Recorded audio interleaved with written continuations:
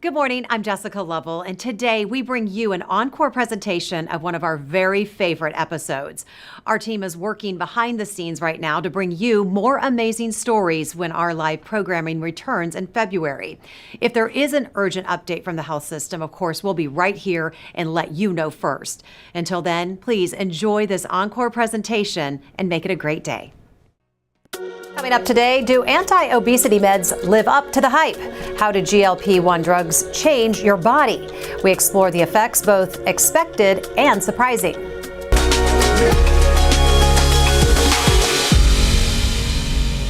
Good morning, I'm Jessica Lovell, and welcome to the Morning Medical Update. Ozempic, Wegovy, Mounjaro, Zepbound, these brands are leading what headlines call a revolution in weight loss. And by now, you likely know someone who has used them. The Kaiser Family Foundation found that 1 in 8 American adults say they have taken a GLP-1 drug, whether that's for diabetes, heart disease, or for weight management. And these drugs are showing surprising potential that go way beyond your stomach. Today, we are asking what is happening inside your body after the injection. I am joined today. Next to me is Cynthia Zabrowski, who works here at the health system and is here to share her experience taking a GLP-1 drug. Good to have you. Thank you. Thanks for being here to share. She is a patient of Dr. Joanna Finkel, an OBGYN and obesity medicine specialist here at the health system. Good to have you. Thank you for having me. And on the research side is Dr. John Tifo, director of the KU Diabetes Institute, and is one of the principal investigators leading KC Moore, the Kansas Center for Metabolism and Obesity Research. Good to have you. Thank you. And in just a few minutes, we're going to be speaking with Katie Harvey, a registered dietitian and eating disorder specialist. We'll ask her about GLP-1's potential role in helping people with binge eating disorder. But Cynthia, I want to start with you. I want to clarify you did not have any sort of eating disorder. No. But can you share with us what got you started on a GLP-1? Oh, sure. I'm probably a typical woman who used to be super active, multitasking and raising a family. And as we became empty nesters, probably a more sedentary lifestyle, not making the best choices, and the weight gain became more significant. Also, when the kids get older, unfortunately, I get a little older too, and words like menopause and postmenopause, and it became harder and harder to lose even a little bit of weight. So that became more significant for me. So I just needed some help. Yeah. And I was lucky enough to find Dr. Finkel and have been blessed with her helping me along a path that included the GLP-1. So did you start before, I believe, menopause? That's like a dirty word in my book now. But did you start before it or right in the middle of it or after? Okay. And which drug did you start with?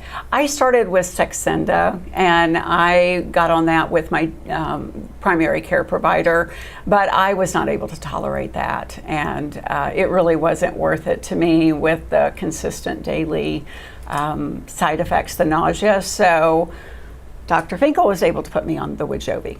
So we have some pictures. We always like a good before and after picture before starting the medication.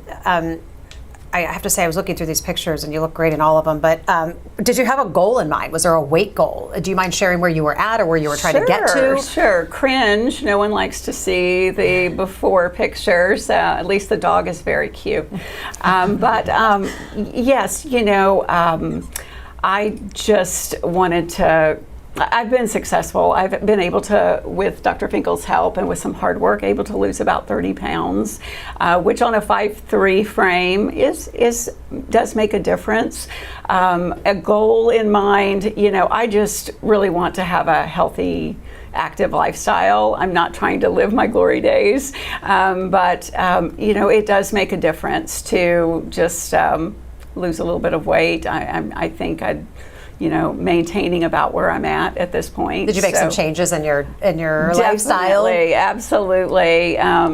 With Dr. Finkel making me accountable for a lot of changes, just much more active, walking 5 or 6 times a week. I discovered pickleball, and I'm not very good at it, but I love it, and it's so much fun. So playing that a couple of days a week, and it's important to get the weights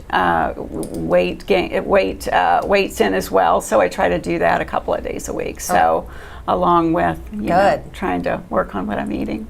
Dr. Finkel, the queen of accountability. So I want to look at those photos again, if we can, because I think a lot of viewers might think that Cynthia doesn't look obese, and sometimes we associate these kind of medications with somebody who's really, really overweight. Who are these drugs for? So there are classifications. BMI is what we use right now, but there are other measures that we're going to be using, such as waist circumference, basically taking into account someone's adiposity and where it's located, because that can predict metabolic disease, and I think that's very important. But for right now, we're sticking with BMI categories, and it's basically someone with a BMI 27 to 29.9 with a comorbidity, something related to their weight. So like high blood pressure, diabetes, high cholesterol, sleep apnea. If they have one of those conditions plus a BMI over 27, they qualify for the medications, or if they have a BMI of 30 or over. So Cynthia, how do the drugs make you feel? Did you have any issues? For me, when I was on Saxenda, as I said, it really wasn't worth it. Just that constant nausea, it wasn't worth it to me. So it took me I was off of those and then found Dr. Finkel a little bit later. And Wegovy, it's been a positive experience. I have had 2 episodes that weren't very good, but they were self-inflicted, I think, when I did not take my medicine quite on time, waited a few days later, and on a higher dose did experience some not so good things. Any other surprising side effects that you weren't surprising side that effects? Change your taste at all of anything? Well, I would say anybody who knows me knows I'm a total foodie. I love to cook. I like to go out to eat even more. I knew that the portion sizes were going to be smaller, but I was even surprised at my reduced portion size. In terms of taste, I probably don't enjoy beef as much as I used to, but I don't necessarily associate that with the Wegovy. You mentioned being a foodie, because I think about that all the time. I was going to ask you if you find yourself feeling differently about food, because it's tough to be a foodie and then somebody who's trying to watch their weight. Somebody wants to go out to restaurants and try new things and indulge sometimes. How do you see food now? Do you see it differently? I definitely see food differently in that it's important. I have to be more selective, because I want to lose fat. I do not want to lose muscle. So I have to prioritize protein. And in doing that, if I'm going to a restaurant and I'm starting with the bread basket or the chips, I might not make it to the entree. Or if I'm at home, I have to start with a protein shake in the morning, or get some eggs and cottage cheese or something like that. Or the rest of the day, it may not go as well with the protein. So docs are both shaking their head. The protein, I know I had to rethink protein in my life myself. Dr. Finkel, from your perspective, is this pretty typical what you're hearing from Cynthia with patients that are trying these in terms of side effects, you mean? Yeah, side effects and success. Yeah, so in terms of side effects, nausea, vomiting, diarrhea, or constipation, I mostly get some nausea when we're going up, and that's why we go up slowly on the doses. And then a lot of people talk about how the food noise is quieted down. So I constant thinking about what's in the fridge, what am I going to eat next, what's my next meal, constantly thinking about snacks. That all goes away. And so I have often the opposite conversation with patients once they're on this medication for a while, which is you need to eat, and we need to have a lot of protein, at least 60 to 80, grams once we start, and then I start increasing it from there once we meet goals. But making sure that they're having meals, that this is not, a diet where we don't eat. Yeah. This is not a magic injection, magic pill. No. Cynthia is a good patient then, because she's really being mindful about what she's doing. Yes, and it's a conversation, multiple visits over multiple times, where we give goals and then we kind of achieve them. So working with patients to teach them about nutrition and about what choices, just like Cynthia said, you make in terms of food. Now that food noise has gone away, it allows you to make better health choices. Food noise, I like the sound. That's an interesting way of describing it. Dr. Tifo, you're kind of shaking your head and agreeing. From a researcher perspective, what kind of insight are you getting from this conversation so far? Well, first of all, we need to pay more attention to the effects of menopause and how it affects women's weight and how they feel and all these things we're talking about. So there needs to be more research and more places for women to go when they're going through menopause to counter these changes that occur with weight, so we can try to protect against occurring in the first place, I think. Second of all, these drugs are a great tool to help people give that boost And so by losing 20 or 30 pounds, I'm sure you feel stronger and more willing to be active, right? It just feels great. And a lot of times when we have one health success, a second health success follows, right? So if we get more active, then we feel like we should eat better, and then we feel like we should do this and this and this. So, you know, it's a great tool to give people that boost and to get them started. And it's wonderful that there's a healthcare provider here who does it in a way that really prioritizes all the other things that need to go along with it, not just, you know, handing out a drug. So it's a great story, and it's the way it should be done. So explain the basics. What is the GLP drug designed to do inside your body? What's happening in there? So it's a hormone that's produced from your gut when you eat a meal, and when you eat a meal, you also produce a hormone called insulin, and insulin tells the cells in your body to take glucose out of the bloodstream and store them away or use them. And so as people become insulin resistant, the insulin doesn't promote that as well, and so we get more hyperglycemia. Glucose goes up higher. So the drugs were originally developed, and so what GLP-1 does is it helps the pancreas make even more insulin, okay? And as people get insulin resistant and diabetes, the GLP-1 actually gets cleaved in the circulation of the system, and it doesn't have the ability to make the pancreas make more insulin. So what they discovered, though, by doing all these studies that were first focused on diabetes treatment, was that people were losing weight, and they reported being more full and having less satiation issues, which means how hungry they are between meals. And there were studies in rodent models and humans that kept showing this, and so they started looking at it as a drug for weight loss. And now we're where we're at today, which is it's a powerful tool for weight loss. So we know there's side effects from losing weight. How do you know it's the side effects of losing weight, your body changing, or the side effects of the medication? Well, first of all, let me highlight. I should highlight that the drug seems to affect satiety, so it makes you more full. It also slows down the gastric emptying, so it makes one of the reasons it makes you stay full is your stomach doesn't process the nutrients as quickly, and so the whole digestive process slows down a little bit. So those are, and then it affects signaling parts of the brain that drive hunger. So what was the question again? I wanted to get that in. I'm sorry. Well, just how I appreciate you saying that, but just how, when we're losing weight, our body is going through changes, especially if you're losing a bunch of weight in a short amount of time. How do you know that, like with Cynthia, she had to swap drugs. Yeah. So how do you know it's the effects of the weight loss versus if you need it's a side effect from the medication? There's just so much evidence over the years that just a little bit of excess adiposity causes insulin resistance and elevated inflammation and all these other things that cause cardiovascular disease and negative health outcomes, that it's probably most likely the loss of adipose. But there is some really pleiotropic effects of GLP-1 on different systems of the body. For example, it helps the cardiovascular system. There's the cells that line your blood vessels are called endothelial cells, and there's really positive effects of GLP-1 drugs on those cells as well that helps regulate blood pressure. So there is some off-target effects that seem to be really positive so far. Is that regarding the study? Select trial. Yeah, the SELECT trial found that these drugs can maybe prevent heart attacks and strokes. Just can we dive a little bit more into that, because that's interesting? Sure. So the SELECT trial there had been previous evidence in people with diabetes that GLP-1s lowered mortality over a certain number of years. And so what they wanted to do in the SELECT trials, they wanted to get people that did not have diabetes but were obese. Now they did choose people that had already had a cardiovascular event or had cardiovascular disease.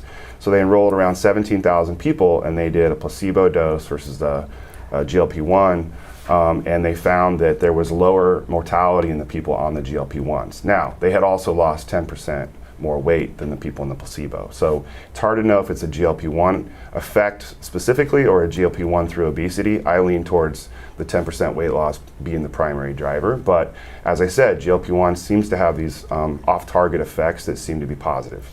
Dr. Finkel, it can increase your heart rate? Is that what I understand? Yeah, so it works through the parasympathetic nervous system, a part of your nervous system, and it also affects like the vagus nerve, and so it can increase people's heart rate. I don't get a lot of those complaints. I actually have not heard anything from my patients that they feel that their heart rate is increased, and when we measure their vitals, it may be slightly increased. Any concerns regarding bone density? Yes, so I'll start first. So yeah, there is concern with bone density, especially in my population, older women. So I counsel a lot specifically about maintaining muscle mass. So you don't just lose fat and water, you also lose muscle. And so making sure that you're doing, like Cynthia said, strength training. So some form of strength training, resistance training, so that you can maintain your muscle mass. It helps with that, as well as maintaining, vitamin D levels. So we talk about a lot of that in my practice, and then body composition scales, and you can address a little bit more on the research side of things. Sure. I mean, with menopause, there's a loss of muscle mass and a loss of bone mass as well. So if we all of a sudden ask women to lose a bunch of weight and there isn't the counter exercise program to maintain muscle mass and bone mass, that could lead to physical function problems down the road, which we don't want. You want to maintain activity, right? So it's really important that these drugs be used the way Dr. Finkel's using them in a combined therapy with lifestyle and the drugs. I tell people I don't want to make you thin and frail. Right. We want to maintain that strength. All right, let's turn to Katie. Bring her into this conversation. You help people with eating disorders. And Katie, these medications can change how people think about food. How does it do that? So it appears to do it in a few different ways. What we're seeing a lot of people reporting is that it decreases the food noise that they were talking about earlier. And with eating disorders, it's essentially this constant chatter in the brain that is thinking about, what am I going to eat later? What did I already eat? How many calories have I had? And for some people, really strong compulsions towards eating, even if they're not hungry. And so with these drugs, it's like we're quieting that down, and they can finally listen to their body and make decisions that are more attuned to what their body actually needs. So you found that GLP-1s could be helpful for treating binge eating disorders. What is BED and how does a GLP-1 help? Binge eating disorder is a type of eating disorder where people have strong compulsions towards eating, and they may experience a loss of control around food and eating large quantities of food. And because of this, we do see a lot of medical comorbidities with binge eating disorders, such as diabetes, and we also see PCOS quite often, pre-diabetes, insulin resistance, cardiac disease. And so we've got a lot of overlap here with the things that these drugs treat and binge eating disorder. And what I'm seeing in my clinical practice is that the drug is helping people in really meaningful ways with their health, and it's helping them with their eating disorder because they're able to stop eating much more easily, and they're not having as many binge episodes. Do other eating disorder specialists feel the same? Is this a common thought process? So largely the eating disorder field is pretty concerned about these drugs. There's been a lot of concern expressed, and for good reason. We don't want people abusing these drugs to lose weight who don't need to be on them, or using it to become malnourished, or for people with anorexia and people who shouldn't be taking the drug in the first place. So of course we don't want to be making those types of eating disorders worse. So what do you say to people? We also go ahead, have, please. Yeah, go ahead. No, please. I'm sorry. Go ahead. Well, I was just going to say, I'm starting to hear more openness towards the utility of these medications for the binge eating disorder population. So we have to look at the type of eating disorder a person is struggling with. It's not that, not one size fits all as far as that go. And it's not a magic solution. There's a lot of layers there for sure. So what do you say to people who feel like diet and exercise, that should just be good enough? My response to that would be, if that was going to work, we wouldn't even need to have this conversation. Correct. If diet and exercise is so clearly not the solution to weight problems or eating problems. All right, be sure to ask your questions. You can use the chat on YouTube or Facebook. You can email the Medical News Network. The information is there on your screen. So Cynthia, have you run into any issues when it comes to like insurance or even supply? Insurance, no. However, as I've started moving towards a maintenance dose, it's been very hard to get the lower dose for myself, most recently. So, Dr. Finkel, there have been articles suggesting people on GLP-1 drugs have increased fertility. Is there much research supporting this? So there is research supporting it in the specifically polycystic ovarian population in that syndrome. So there's been studies showing that natural conception is increased, people ovulate more, their menstrual cycle becomes more regular after weight loss. They're losing on these drugs anywhere from 15 to 25% on the newer drugs. And so after that, their menstrual cycle becomes more regular and they're able to conceive. So on that note, just what is the overall impact to hormones? So it does seem to increase FSH, which is a follicle stimulating hormone. It seems to have effects directly. There's GLP-1 receptors on our ovaries, on our endometrium. So there's some preliminary evidence, at least on animal data, that it does help with implantation, making the endometrium healthier, decreasing inflammation. So there may be other pathways in terms of infertility that's not related to like what we call anovulatory bleeding, meaning that you're not having regular cycles. So someone who's having regular cycles but really has infertility that needs to be resolved with IVF, for example. Those patients who are really not sure if GLP-1 is going to help them, and that's an area of research that is currently being developed. And Dr. Tifo, we mentioned the SELECT trial earlier. Newly published results from that trial found that people on GLP-1s had a higher chance of surviving COVID. Explain more. Well, I think it was a little bit of sensationalism from journalism. It was something like 62 perished from COVID out of the 17,000 who were not on GLP-1 versus 42. So it was, it's 20 people, but it's 20 people out of 17,000. So it was statistically significant, but, I think it's something that the journalists kind of poached on. But it probably had to do with weight, the weight status. So, people who are obese have a chronic inflammatory status that's a little bit elevated. Their cardiopulmonary function is usually not as good, and so COVID works through those mechanisms.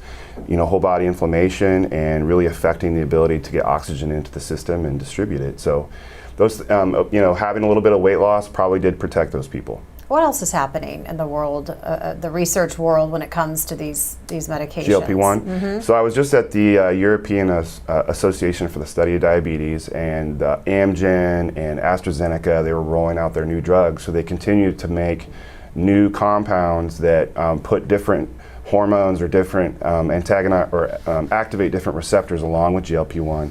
So the most recent one is an amylin receptor plus GLP-1 receptor, and they were rolling out 20% weight loss in 1 year in human patients. And one of the studies showed that 70% of the patients had nausea, and so I'm like, okay, are we overdoing it here? So the drug companies continue to look for bigger, more efficacious weight loss, and I'm not always sure that's the best. I think losing, the data is pretty clear. If you can lose 5 to 10% weight, your mortality risk goes down about 50%, and I worry about trying to shoot for 20 or 25%. And it's not sustainable. We don't want yo-yoing, and that's what happens. It's going to happen with these drugs too. There are some oral drugs that are coming out too, yes, and those I think that. are important because they're also GLP-1, but they're going to be oral now, and so that'll open up the door for patients that aren't able to have the injectables and open up the market a little bit because we are having some supply issues. So and will that make it easier to maintain supply when they're not injectables? I would think so. I think so, and I think for people that are maintenance, that may be an option too, to be on something oral rather than injectable, and so I think it's going to open up the options for patients. Providing more options is really what we want. Yeah. Katie, question for you. Do you see these medications being used for mental health? Yeah, so there is some research showing that there may be benefit for things not just like hunger and food cravings, but also cravings for things like alcohol and other substance abuse and addiction. So there may be utility there. And I think time will tell the way that this plays out in the mental health field in general, but I do think that there is some promising research and some signs that might be feasible, and so we'll see. Let's get to some questions from our viewers this morning. And Kim wants to know, do these type of medications cause muscle loss?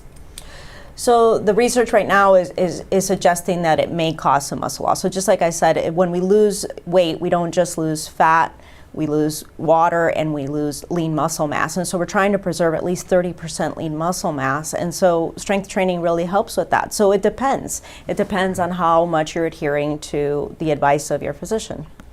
All right, Lisa wants to know, are there suggestions on how to maintain on Mounjaro or Zepbound? Can you go every 14 days? So there's different ways of getting to a maintenance dose. For some patients, I talk about reducing the dose. So the maintenance dose can be 1.7, it can be 1 milligram. Everybody's different. This is tailored to this particular patient. And so, we have to kind of see if the food noise comes back. Some patients I'll do 1 dose every other week. Some patients can be on 1 dose a month. So it looks individualized patient care. Stu wants to know, what is Saxenda and is it still prescribed? Saxenda is liraglutide, and it is still prescribed. It's a daily GLP-1 receptor. And that's the one, Cynthia, you were on originally. Yes, it was. It's currently the only one that is non-branded, so there isn't a one that's non-branded that's liraglutide. Jeremy wants to know, do these medications have any effect on PCOS? Oh, looking at me? Do you want to try that one? I'll let you. I would assume so. Yes, there's evidence that in some studies that they have effects in reversing the effects of polycystic ovarian syndrome. More research is needed. The studies are limited, but there is preliminary evidence suggesting that. Yan Liang wants to know, we know that GLP-1 medications may delay gastric emptying to reduce appetite. I'd like to ask if using this type of medication could potentially cause symptoms of acid reflux or nausea. Potentially. I mean, I think part of the nausea is the slowing down of the gastric tract. Yeah, I generally treat the nausea not with Zofran or with other anti-nausea medications. I really advise against that because, for example, Zofran can cause constipation, and you're already getting constipation from the drug, so then it just really worsens that. So often I'll say try a little bit of Pepcid. We'll either try Pepcid before, so a medication for heartburn, a couple days before, or just take it consistently, and that can sometimes have a real effect on that nausea. Cindy wants to know if you hit a plateau in your weight loss, does that mean that the drugs have stopped being effective? No, sometimes we need to change around the exercise routine. Sometimes we need to change the protein. We kind of need to stop and see what's happening, but sometimes we need to increase the dose. So once as we titrate, we're also looking for how much weight you're losing. Are you losing about 2 pounds a week or so? And if it starts that you're not losing anything for several weeks, then maybe perhaps we need to go up on the dose. Cynthia, thank you first of all for just talking about your story and sharing your experience. What's the big takeaway from this conversation?